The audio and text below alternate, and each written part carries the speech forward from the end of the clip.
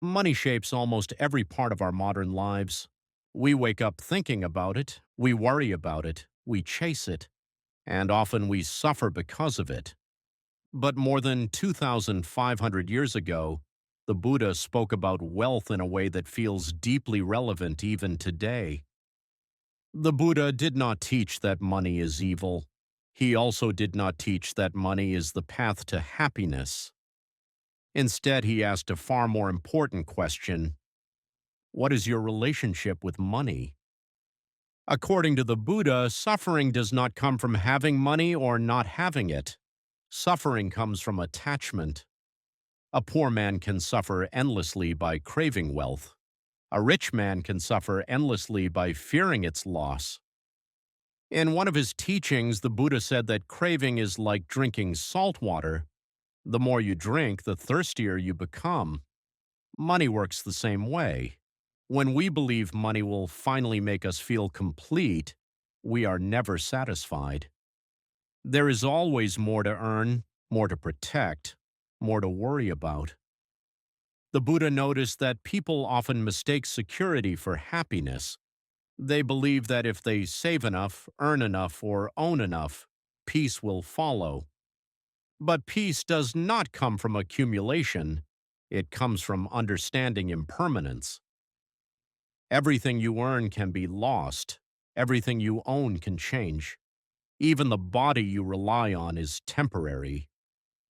So if your happiness depends entirely on money, your happiness is always fragile. This does not mean the Buddha encouraged irresponsibility or poverty for all. In fact, he spoke clearly about right livelihood. Right livelihood means earning money in ways that do not cause harm, not through exploitation, not through deceit, not through violence or suffering. Money earned ethically can support life, family, and generosity. Money earned without awareness only strengthens greed. The Buddha taught householders to divide their income wisely: one part for daily needs, one part for saving, one part for generosity and helping others. Why generosity? Because generosity loosens the grip of attachment. When you give freely, you train your mind to understand that happiness does not come from holding tighter. It comes from letting go. The Buddha once said that wealth is not measured by how much you own, but by how little you cling. A person who has little but desires little is truly rich. A person who has much but desires endlessly is truly poor. This is why monks renounced possessions. Not because possessions are bad, but because freedom is better. For most of us, renunciation does not mean giving up all money.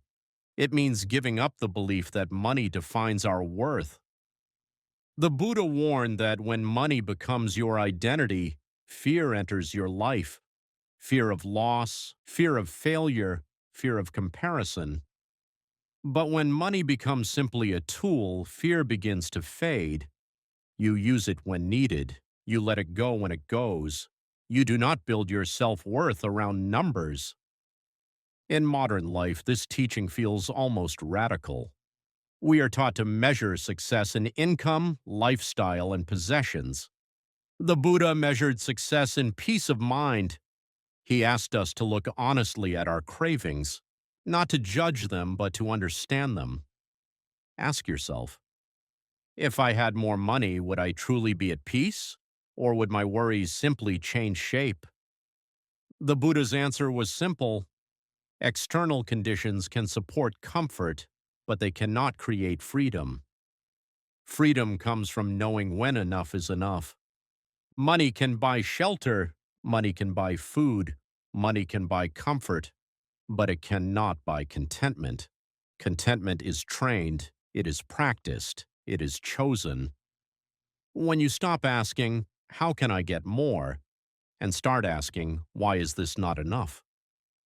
you begin to see clearly. The Buddha did not reject wealth. He rejected slavery to wealth. And in that understanding, he offered something far more valuable than money: a mind that is free,